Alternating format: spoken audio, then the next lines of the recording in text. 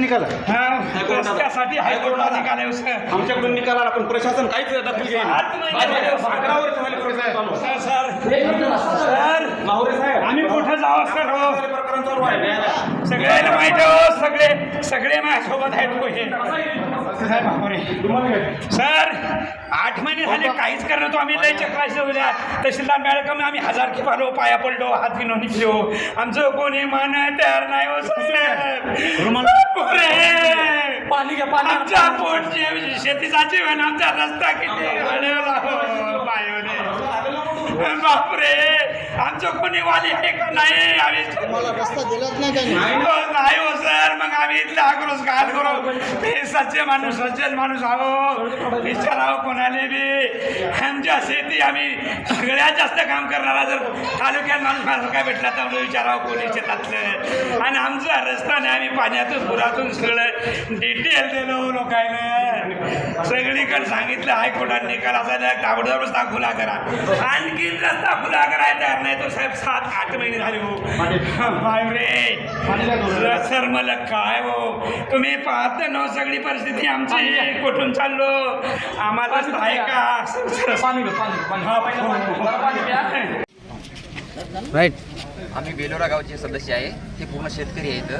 आमची रस्त्याची समस्या शेतीच्या आम्ही 2019 पासून अर्ज केलेला आहे शेतीसाठी. तर आता सालची चालू आहे 26 चालू आहे.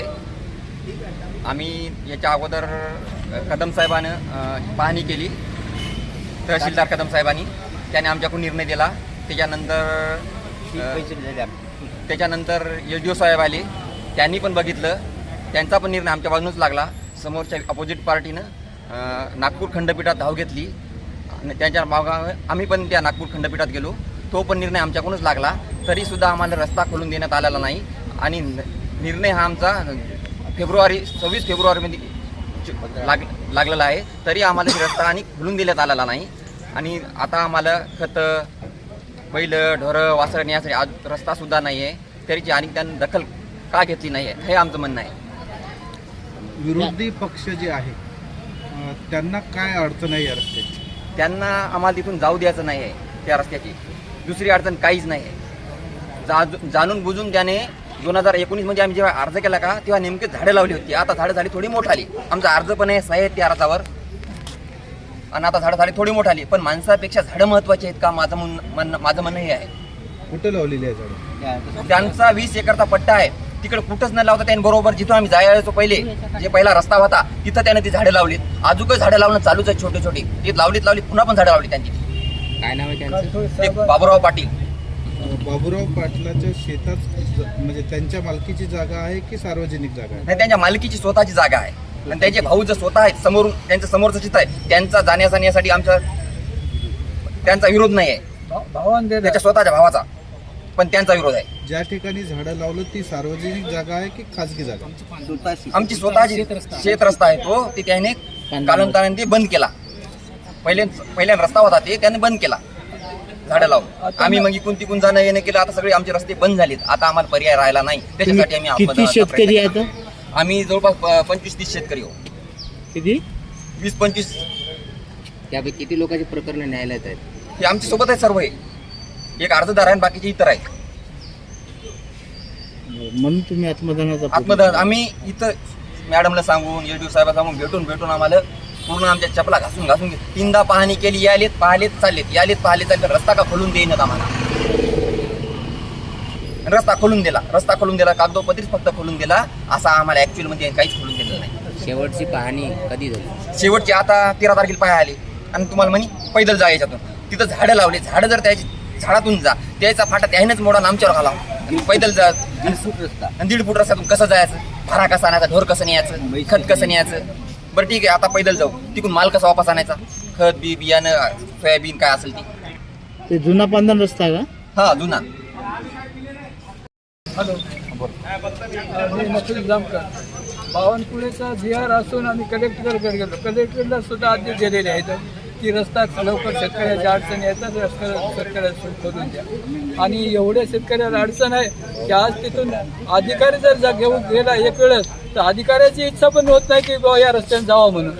काल त्या दिवशी मी अधिकारी आले ते आम्हाला पहिले वाटलं त्या रस्त्याने आम्ही जातो त्या रस्त्याने न्यावं, अधिकारी वळून गेले आणि त्या जागी मला तार त्यांनी जे आडवं तार लावलेलं आहे ते तारसुद्धा मला ते माझा रस्ता आता जे मॅडम होत्या त्याने पाहिलं आबाजीमध्ये सुतांचा आम्हाला एवढं आमच्या डोळ्यामध्ये अश्रू येते. प्रत्येक पाऊल जर आमचा पडत असतो तर आमच्या आत्म्याचा शाप त्यांना लागत आहे.